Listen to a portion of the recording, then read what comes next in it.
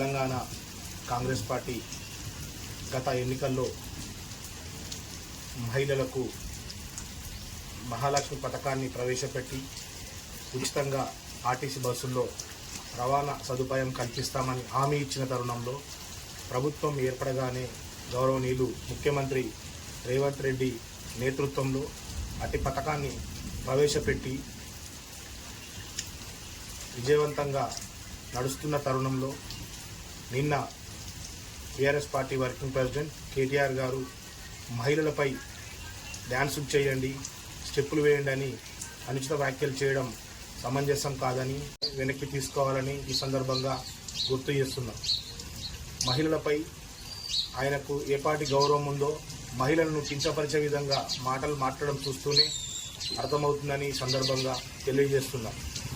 రేవంత్ రెడ్డి నేతృత్వంలో ప్రజాప్రభుత్వం ఎన్నో అన్ని సంక్షేమ వర్గాలను కాపాడుకోవడానికి ఎన్నో పథకాలను ప్రవేశపెడుతుందని, వాటిని అమలు చేస్తుందని ఈ సందర్భంగా తెలియజేస్తున్నాం.